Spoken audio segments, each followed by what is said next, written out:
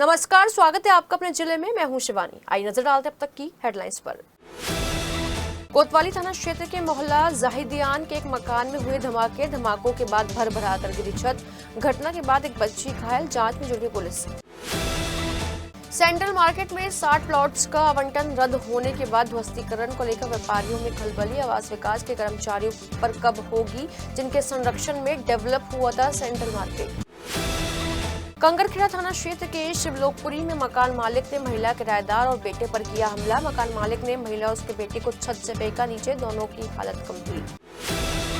11वें अंतर्राष्ट्रीय योग दिवस को लेकर जिलाधिकारी ने ली बैठक का मास्टर ट्रेनर की सूची और जनप्रतिनिधियों के आमंत्रण किए जाएं तैयार। परीक्षितगढ़ के प्राथमिक स्वास्थ्य केंद्र पर स्वास्थ्य सेवाएं बदहाल। सिटी हलचल की टीम का निरीक्षण में मिली अनेकों खामियां। मरीजों का आरोप, सब कुछ जानते हुए भी आंखें मूंदे बैठे हैं स्वास्थ्य विभाग के अधिकारी। साड़ी गेट में दंपति के विवाद को लेकर दो पक्षों में खूनी संघर्ष। मारपीट के दौरान 4 लोग घायल। घटना के बाद जांच में जुटी पुलिस। और नौचंदी के पटेल मंडप में हुआ महफिल मुशायरा। जाने माने शायरों के मुशायरों पर खूब बजी तालियां। देर रात तक पटेल मंडप में श्रोता सुनते रहे शेर। और अब खबरें विस्तार से। बुढ़ाना गेट चौकी से मात्र 500 मीटर की दूरी पर मोहल्ला जाहिदियान के एक मकान में एक के बाद एक 4 जबरदस्त धमाकों से पूरा इलाका दहल गया और लोग सहम गए। धमाके के बाद मकान की छत भर भरा कर गिर पड़ी। बताया जा रहा है कि बुढ़ाना गेट चौकी के सामने मोहल्ला जाहिदियान में ई रिक्शा चलाने वाले शादाब और शाहीन के मकान में यह धमाका हुआ है। दोनों भाई शादी समारोह में आतिशबाजी का भी काम करते हैं। मंगलवार सुबह अचानक हुए 4 धमाकों ने 100 मीटर दूर बुढ़ाना गेट चौकी की भी व्यवस्था की पोल खोल दी। सूचना मिलते ही सीओ कोतवाली आशुतोष पुलिस टीम के साथ मौके पर पहुंचे, लेकिन जब तक मकान के मालिक दोनों भाई अपने परिवार के साथ फरार हो चुके थे।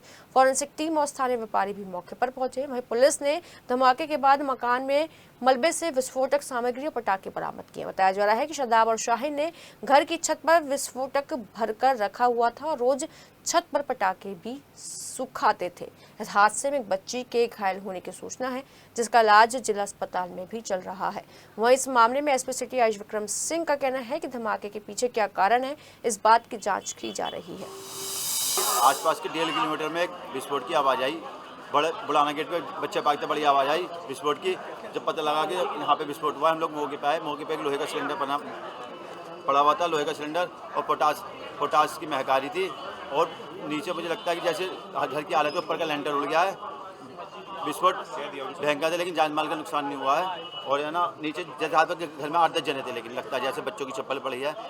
अब देखते हैं, पुलिस जांच करिए बाकी का। पोटास की महक आ रही है। अभी आप जाइए कमरे में, देखिए आप, पोटास की महक आ रही है बिल्कुल साफ। अभी दुआर होगा, पोटास की महक आ रही है और आसपास के मकानों में दरार आ रही है। और ये 3 धमाके पहले हल्के हुए, जो आसपास के लोगों को पता लगे, और जो बहुत बड़ा धमाका हुआ है उससे जो नसें होती हैं शरीर की, उसमें भी इस तरीके से बहाव हुआ खून का कि जैसे, और मकान, मेरी दुकान के माल गिर गए नीचे और बहुत विकट था।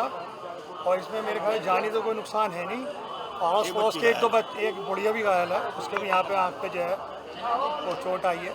लेकिन ये जांच का विषय है, जांच का विषय है। कारखाने में काम कर रहा था, एकदम अचानक बड़ी तेज़ धमाका हुआ, जिससे हम सब डर गए और आस पड़ोस के लोग सब डर गए। इतना तेज़ धमाका था कि बर्दाश्त करना ही भारी था, और उससे मेरे ऊपर दरारें भी आई और थोड़ा नुकसान भी हुआ कारखाने में। और ये मैं देखना चाहता हूँ कि हुआ क्या, ये नुकसान जिसका हुआ, ये हुआ क्या। देखिए, बुढ़ाना गेट में थाना कोतवाली क्षेत्र में बुढ़ाना गेट पड़ता है। वहाँ पर एक घर में धमाके की सूचना थी। सूचना के आधार पर पुलिस और मौके पर पहुंच कर देखा गया कि छत जो घर की है, और जो टॉप फ्लोर होता है, उसकी छत गिरी हुई है। उसमें एक बच्ची थी, वो घायल हुई थी, उसे उपचार हेतु अस्पताल में एडमिट कराया गया है। जो अभी घर के लोग हैं वो अभी फरार है, इन्हें ढूंढने का प्रयास किया जा रहा है। और इस पूरे मामले के पुलिस का संज्ञान लिया गया है। इसमें मौके पर FSL फायर ब्रिगेड की टीम, जो उच्च अधिकारी है, उन्होंने विजिट किया और देखा जा रहा है, पूछताछ की जा रही है और जांच पड़ताल की जा रही है। जो भी तथ्य सामने आएंगे उसके अनुसार इसमें आवश्यक कार्रवाई की जाएगी। देखिए, जो आसपास का भी पता किया तो किसी ने बताया कि यहाँ पे एक बच्चे ने सुतली बम फोड़ा था और एक सुतली बम भी हमें मौके से बरामद हुआ है। तो उसके सभी, जैसे मैंने बताया, सभी तथ्यों की जानकारी की जा रही है और जो भी तथ्य इसमें सामने आएंगे उसके अनुसार इसमें आवश्यक कार्रवाई की जाएगी। सेंट्रल मार्केट में आवासीय भूखंडों पर अवैध व्यावसायिक निर्माण के मामले में आवास विकास परिषद ने बड़ी कार्रवाई की है। परिषद ने 60 भूखंडों का आवंटन निरस्त कर दिया है। शास्त्री नगर 661/6 स्थित कॉम्प्लेक्स के 22 व्यापारियों को दिए गए नोटिस की अवधि समाप्त हो चुकी है। किसी भी व्यापारी ने अभी तक अपना प्रतिष्ठान खाली नहीं किया है। सुप्रीम कोर्ट के आदेश के अनुसार इन निर्माणों को ध्वस्त किया जाना है। परिषद ने 52 दोषी अधिकारियों के खिलाफ एफआईआर दर्ज कराने की कार्रवाई की है। इन अधिकारियों के कार्यकाल में भू उपयोग परिवर्तित कर अवैध निर्माण किए गए थे। विधिक प्रभाग व्यापारियों पर सुप्रीम कोर्ट की अवमानना का वाद दायर करने की तैयारी कर रहा है। ग्रीष्मकालीन अवकाश के कारण यह कार्रवाई जुलाई में होगी। आवंटन निरस्त होने से आवंटियों का संपत्ति पर मालिकाना हक समाप्त हो गया है। वे अब इन संपत्तियों को बेच नहीं सकते। नियम अनुसार परिषद इन संपत्तियों को अपने कब्जे में लेगी। शास्त्री नगर योजना संख्या 2 और 3 में 1682 ऐसे निर्माण चिन्हित किए गए हैं। परिषद 523 निर्माणों को अंतिम नोटिस दे चुकी है। जागृति विहार और माधवपुरम में नोटिस की कार्रवाई जारी है। सुप्रीम कोर्ट ने 17 दिसंबर 2024 को शास्त्री नगर 661 के कॉम्प्लेक्स को 3 माह में खाली कराने और ध्वस्त करने के आदेश दिए थे। वहीं व्यापारी प्रदेश सरकार से शमन नीति के तहत निर्माणों को नियमित करने की मांग कर रहे हैं। राज्यसभा सदस्य डॉक्टर लक्ष्मीकांत वाजपेयी के नेतृत्व में व्यापारियों का प्रतिनिधिमंडल मुख्यमंत्री योगी आदित्यनाथ से मिल चुका है। कंकड़खेड़ा थाना क्षेत्र के शिवलोकपुरी मोहल्ले में सोमवार देर रात मकान मालिक के बेटे सिपाही और उसके 2 साथियों ने किराएदार महिला और उसके बेटे के साथ बुरी तरह से मारपीट की गई। इस दौरान जब महिला ने मारपीट का विरोध किया तो आरोप है कि मकान मालिक के बेटे ने उसके साथियों के साथ मिलकर महिला सोनिया को छत से नीचे फेंक दिया, जिसमें महिला गंभीर रूप से घायल हो गई। महिला और उसके बेटे को इलाज के लिए यूनिवर्सिटी रोड स्थित मेंस हॉस्पिटल में इलाज के लिए भर्ती कराया गया। वहीं घटना के बाद पीड़ित महिला के पति द्वारा आरोपी सिपाही और उसके 2 साथियों के खिलाफ कंकड़खेड़ा थाने में मुकदमा दर्ज कर लिया गया है और उनकी तलाश की जा रही है। दरअसल कंकड़खेड़ा थाना क्षेत्र के शिवलोकपुरी कॉलोनी में रहने वाले घनश्याम के मकान में तिलक नामक व्यक्ति पत्नी सोनिया और 4 बच्चों के साथ रहता है। तिलक का आरोप है कि सोमवार रात 10 बजे उसके घर पर मकान मालिक घनश्याम का बेटा सचिन 2 गाजियाबाद में सिपाही के पद पर तैनात है। अपने 2 साथियों के साथ शराब के नशे में मकान के अंदर घुस गया और उसकी पत्नी सोनिया और बेटे हर्ष के साथ मारपीट कर डाली। आरोप है कि मारपीट का विरोध करने पर सचिन ने ईंट मारकर हर्ष का सर फोड़ दिया, लेकिन जब सोनिया अपने बेटे को बचाने के लिए आई तो सचिन और उसके साथियों ने सोनिया को छत से नीचे फेंक दिया, जिसके बाद सोनिया गंभीर रूप से घायल हो गई। ईद उल अजहा से पहले अल साकिब एक्सपोर्ट लिमिटेड का डीएम और एसएसपी ने पॉल्यूशन डिपार्टमेंट के साथ किया औचक निरीक्षण। 2 जून को समाप्त हो चुका है पशु वधशाला का लाइसेंस। डीएम, एसएसपी और पॉल्यूशन डिपार्टमेंट की संयुक्त टीम ने ईद के पर्व से पहले अल साकिब एक्सपोर्ट लिमिटेड फैक्ट्री का औचक निरीक्षण किया। 2 जून 2025 को इस फैक्ट्री का लाइसेंस समाप्त हो चुका है। 1 जून 2025 को 216 पशुओं को फैक्ट्री में प्रवेश दिया गया था, लेकिन एंटीमॉर्टम के साथ स्थान पर 214 पशुओं का रिकॉर्ड मिला। लाइसेंस समाप्त होने के बाद ईटीपी प्लांट चालू अवस्था में पाया गया। वहीं एंटीमॉर्टम वाले स्थान पर सीसीटीवी कैमरे तो लगे हुए थे, लेकिन चल नहीं रहे थे। डीएम ने पशु वधशाला पर बिना टैग के पशुओं के वध पर पशु चिकित्सा अधिकारी को लताड़ लगाई और चेतावनी भी जारी की। बता दें कि ईद से पहले इस औचक निरीक्षण को लेकर स्लॉटर हाउस चलाने वालों में हड़कंप मच गया है। साकिब फैक्ट्री ज्वाइंट डिस्कशन हमारे और कंपनी साहब के द्वारा और production control board SDM Meerut CDO की टीम के द्वारा किया गया। आज चूँकि इनके पास बेटा का लाइसेंस जो तारीख को इनका समाप्त हो गया, इसलिए फैक्ट्री रन नहीं कर रही है, लेकिन उनके पिछले अभिलेखों को देखा गया, उसमें जो टैगिंग होना चाहिए एनिमल का वो टैगिंग नहीं है। इस संबंध में सीडीओ और संबंधित डॉक्टर से स्पष्टीकरण मांगा गया और सीसीटीवी भी ऑपरेशनल नहीं था।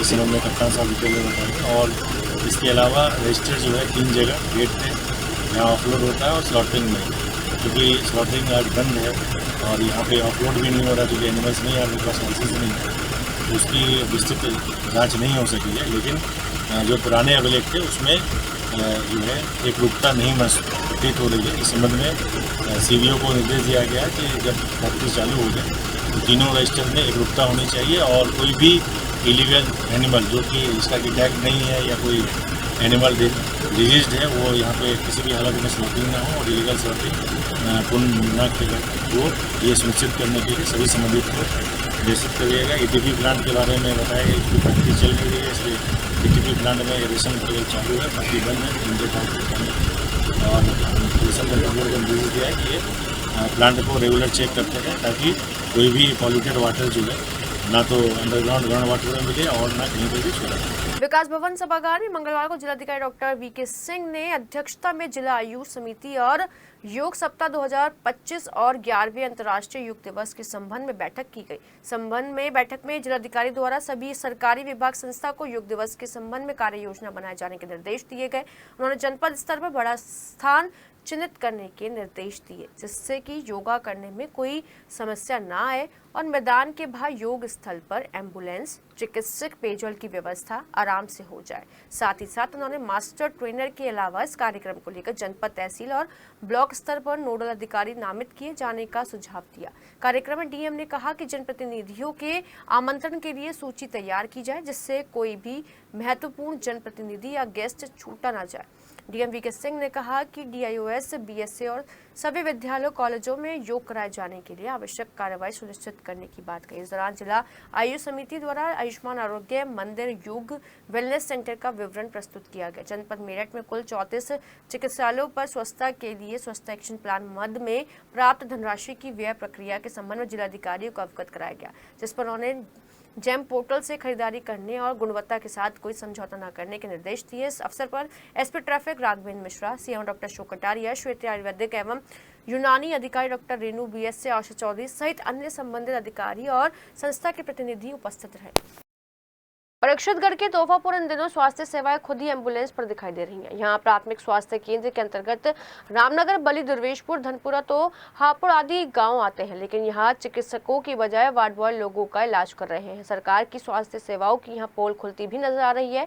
यहाँ के प्राथमिक स्वास्थ्य केंद्र का सिटी हलचल की टीम ने जायजा लिया तो हालात बद से बदतर मिले। जनता को सेहत देने का जिम्मा संभाल रहा स्वास्थ्य विभाग लापरवाही के चलते स्ट्रेचर पर औंधे मुंह कराता दिखाई दिया, बल्कि सुविधा रूपी वेंटिलेटर की आस में हाथ पैर मार अपना वजूद बचाने की मन्नतें मांगता नजर आया। तोहफापुर स्थित प्राथमिक स्वास्थ्य केंद्र में बुखार, अस्थमा, पेट दर्द, एलर्जी, निमोनिया आदि बीमारियों का इलाज चिकित्सकों की बजाय वार्ड बॉय करते मिले, जो मरीजों की जान के साथ खेल रहा था। यह आने वाले मरीजों का कहना है कि ऐसा नहीं, स्वास्थ्य विभाग के अधिकारियों को इस बारे में कुछ नहीं पता, लेकिन सब कुछ जानते हुए भी अधिकारी आंखें मूंदे बैठे हैं। बताया जा रहा है कि तोहफापुर के प्राथमिक स्वास्थ्य केंद्र पर पूजा चौधरी की तैनाती है, जिससे मरीजों को बेहतर उपचार मिल सके, लेकिन सीएससी प्रभारी डॉक्टर अमर सिंह ने उन्हें सीएससी पर अटैच कर रखा है। बताया ये भी जा रहा है कि पिछले 1 महीने से महिला चिकित्सक तोहफापुर के प्राथमिक स्वास्थ्य केंद्र पर नहीं आई। वह परीक्षितगढ़ की सीएससी पर ही मरीजों का उपचार कर रही है, जबकि पिछले कई वर्षों से फार्मासिस्ट के ट्रांसफर होने के बाद आज तक फार्मासिस्ट की तैनाती भी नहीं हुई है। डॉक्टर जो आयुष की हैं, डॉक्टर पूजा रानी, अभी उनकी इमरजेंसी ड्यूटी सीएससी पे लगी हुई है। आज वो ये मतलब मेला है, उसकी ड्यूटी लगी हुई है। लिसाड़ी गेट चौराहे पर सोमवार रात दुकान पर बैठे आसिफ पर उसके जीजा सादिक और उसके परिवार के लोगों ने जानलेवा हमला कर दिया। इसके बाद दोनों पक्षों में जमकर पथराव हुआ। इसमें आसिफ समेत 4 लोग घायल हो गए। पुलिस ने दोनों पक्षों के 3 लोगों को हिरासत में लेकर जांच शुरू कर दी है। कोतवाली थाना क्षेत्र के रहने वाले आसिफ ने बताया कि उनकी लिसाड़ी गेट चौराहे पर कपड़े की दुकान है। उसकी बहन शगुफ्ता की शादी 6 साल पूर्व लिसाड़ी गेट के सादिक नगर के साजिद से हुई थी। शादी के बाद से ही दंपति में विवाद चल रहा था। महिला ने अपने पति पर पूर्व में केस दर्ज कराया था, जिसको लेकर साजिद के ससुराल पक्ष से रंजिश चल रही थी। सोमवार रात आसिफ अपनी दुकान पर बैठा था। आरोप है कि इसी बीच साजिद अपने परिवार और साथियों के साथ आसिफ की दुकान पर पहुंचा, जहां साजिद ने गाली गलौज कर दी। पीड़ित ने आरोपी की हरकतों का विरोध भी किया। आरोप है कि इस बीच साजिद पक्ष ने हमला कर दिया। इस दौरान दोनों पक्ष कई लोग गंभीर रूप से घायल हो गए। वहीं घटना के बाद पुलिस मामले की जांच में जुट गई है। मेरी बहन की शादी 2018 में हुई थी, जिसका मुकदमा 2021 में पंजीकृत हुआ था। इन्होंने मारपीट करी थी। उसके बाद इन्होंने क्या करा, सारे परिवार ने मिलकर मेरी सिस्टर को मारा। 2024 में एक मुकदमा इन पर पंजीकृत होया हुआ है। उसके बाद ये दबाव बना रहे थे। फिर इन्होंने एक ऐसी हरकत करी कि जिसके बाद मेरी बहन को बहुत इंजरी आई। उसका मेडिकल हुआ और पुलिस ने पैसा खा लिया। वो मेरा मुकदमा पंजीकृत नहीं हुआ। इन पे कल मुकदमा पंजीकृत होना था। इन्होंने क्या किया है कि ड्यूटी स्क्रिप्ट बना के अपने पिताजी को यहाँ लाए, तहरीर दी और घटना स्थल की जो जानकारी थी उसमें सीसीटीवी फुटेज के अंदर अपनी दुकान में मौजूद था। जब इनका मुकदमा पंजीकृत नहीं हुआ तो इन्होंने क्या किया, 15 से 20 अज्ञात लोग बुला के मेरी दुकान पे बैठे हुए पूरी दुकान को तोड़फोड़ कर दी। और मेरे भाई की इतनी चोट है कि शायद उसकी हालत बहुत सीरियस है। मेला नौचंदी के पटेल मंडप में सोमवार को महफिल मुशायरा हुआ। इसमें गंगा जमुनी तहजीब के साथ शायरों ने अपने कलाम पेश कर खूब तालियां बटोरी। डॉक्टर फुरकान सरधनवी ने सुनाया, अपने हिंदुस्तान की खातिर हम जान भी दाव पर लगा देंगे। जिसने डाली निगाह ए बद इस पर खाक में उसे हम मिला देंगे। मुशायरे का आयोजन डॉक्टर ताबिशनी फरीद ने किया। मुशायरे में हिंदू मुस्लिम एकता का भी परचम बुलंद किया गया। विशेष अतिथि हाजी इमरान सिद्दीकी, चौधरी यशपाल सिंह, फैज महमूद बाबर, रिफत जमाली रहे। मुशायरे में मलिक अदीब बर्नी ने फरमाया, अशक बनकर मेरी आंखों से गिरा करते हैं आप, जो गम मुझे रह के दिया करते हैं। नासिर सैफी ने कहा कि शायरी दिलों को सुकून ही नहीं देती बल्कि देशभक्ति का जज्बा भी दिलों में कायम करती है। शायरी को सुनकर रिश्तों में भी मजबूती आती है। ख्वाजा तारिक उस्मानी ने उनका चेहरा देख के एक दिन मैंने सोचा सुनाकर दिल जीता। सुधीर अनुपम ने कहा, गांव में बिछड़े हुए लोगों की सूरत का हाल आप ना देखें। गुलजार बुड़ानवी ने कहा, जिसको अपना नसीब नहीं मालूम वो मेरा खानदान पूछता है। डॉक्टर इलियास अलम हमीदी ने पढ़ा, अपने दिल हजार जलाते हो रात दिन, जलने दो चंद चिराग हमारे भी हैं। गोपाल जानम ने कहा, जब भी जाने की बात करती हूँ तुम निगाहों से रोक लेते हो। वहीं अनिल शर्मा ने कहा, रहबर है तो वो मगर एतबार मत करना, जो जल रहा है तुम्हें रास्ता दिखाते हुए। डॉक्टर ताबिश फरी ने अतिथियों का स्वागत किया। इस दौरान नरेंद्र राष्ट्रवादी, अंकुर गोयल, नासिर सैफी आदि मौजूद रहे। क्या किया दर्द की दवा ली है, क्या किया दर्द की दवा ली, मेरे बीमार तुझ पे लानत है। हर तरफ आपकी सूरत का तमाशा है यहाँ, हर तरफ आपकी तनवीर का जादू देखूं। क्या बात है, क्या हर तरफ आपकी तनवीर का जादू देखूं और तेरी पासेब की झनकार से बहलाऊं जिगर। वहीं ऐतिहासिक नौचंदी मेला समिति और नगर निगम मेरठ ने सीरत उन नबी उन्मान कार्यक्रम के जरिए देश की आज़ादी में हिंदू मुसलमान एकता का कार्यक्रम किया, जिसमें मुख्य अतिथि एडीएम सिटी ब्रजेश सिंह और शहर काजी प्रोफेसर जैनुस सालिखीन सिद्दीकी रहे। मेरठ के मदरसों के बच्चों ने सीरत उन नबी उन्मान पर नात किरत तकरीर के मुकाबलों में हिस्सेदारी करते हुए प्रथम और द्वितीय स्थान प्राप्त किया। कार्यक्रम में सर्वधर्म संभाव का भी संदेश दिया गया। मुख्य अतिथि एडीएम सिटी ब्रजेश सिंह ने कहा कि हम सबको आपसी मतभेदों को मिटाकर एक मंच पर आकर एकता का संदेश देना होगा, तभी मुल्क तरक्की करेगा और आपसी भाईचारा बढ़ेगा। वहीं नायब शहर काजी जैनो राशिदीन सिद्दीकी ने कहा कि नबी ये पाक की सीरत पर रोशनी डालते हुए कहा कि हम सीरत उन नबी पर अमल करके ही आला किरदार पेश कर सकते हैं। शहर मेरठ मेंबर नौचंदी कमेटी आज मुकाम पटेल मंडप के अंदर मेला नौचंदी मेरठ की जानिब से सीरत नबी कॉन्फ्रेंस यानी मुल्क और मुल्क की आज़ादी में हिंदू मुसलमानों की कुर्बानियाँ व मुकाबला नात करत का प्रोग्राम है आज जो इस वक्त शुरू होने जा रहा है। आज का जो प्रोग्राम है वो सीरत कॉन्फ्रेंस और हिंदू मुसलमान की कुर्बानियाँ और हिंदू मुस्लिम एकता सम्मेलन। सोमवार को शहर काजी के साथ मुस्लिम समाज के कुछ लोग डीएम और एसएसपी से मिले और 7 जून को ईद को लेकर इंतजामों के लिए चर्चा की। साथ ही उन्होंने बताया कि आने वाली 7 जून को ईदगाह में पढ़े जाने वाली नमाज को लेकर फैसला मंगलवार को मुस्लिम आलिमों के साथ बैठक कर समय निर्धारित करने की बात कही। साथ ही कई मुस्लिम संगठनों ने सभी मुस्लिमों से अपील करते हुए कहा कि ईद पर कोई भी खुले में कुर्बानी ना करे और कुर्बानी की वीडियो पर ना बनाई जाए। साथ ही जानवरों की खाल को खुले में ना फेंका जाए और जानवरों के खून को भी नाली में नहीं बहाया जाए। देखिए, इसमें 2 चीज़ें होती हैं, 2 अधिकार। एक होता है शहर काजी जो होता है वो शहर इमाम होता है।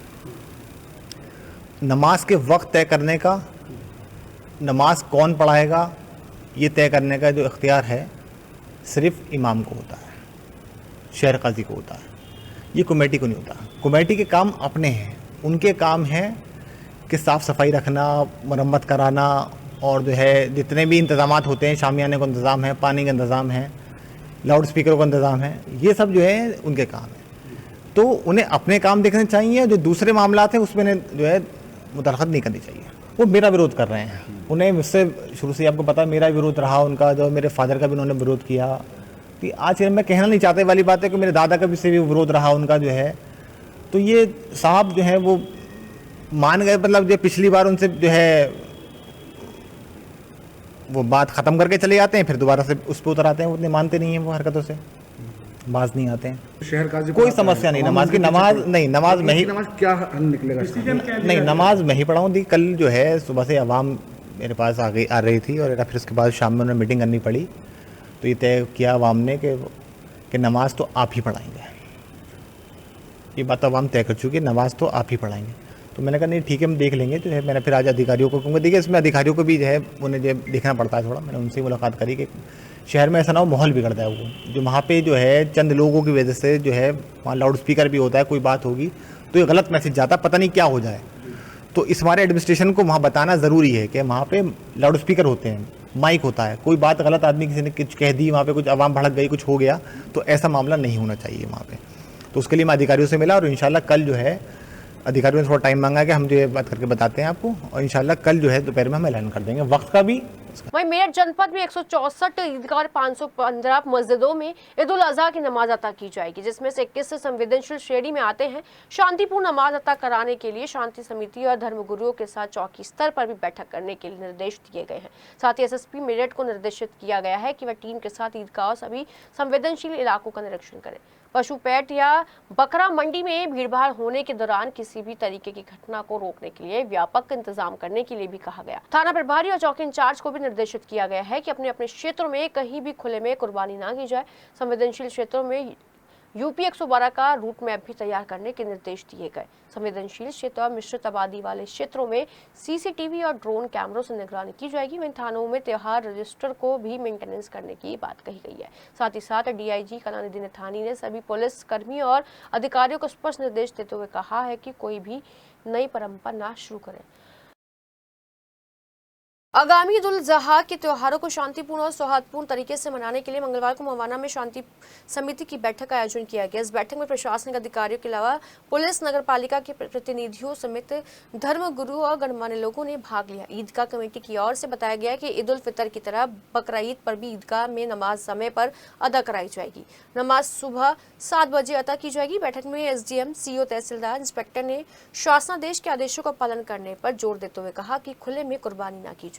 कुर्बानी केवल उन्हीं स्थानों पर की जाए जहां इसकी अनुमति है। कुर्बानी के बाद मीट को ढककर ले जाया जाए और उसके अवशेषों को इधर उधर न फेंका जाए। थाना प्रभारी ने बताया कि कुर्बानी के सभी स्थलों को हल्का इंचार्ज को नोट करा दिया जाएगा। प्रतिबंधित पशुओं का मीट रोकने के लिए कुर्बानी स्थल की ओर से एक पर्चा जारी करने को कहा गया है ताकि कोई विवाद की स्थिति न बने। उन्होंने इस संबंध में उच्च अधिकारियों को अवगत कराते हुए व्यवस्था कराने का आश्वासन दिया। वहीं लोगों ने नगर पालिका से सफाई की व्यवस्था सुचारू करने की मांग रखी गई। मवाना में ईदगाह के अलावा 14 मस्जिदों में नमाज अता की जाएगी।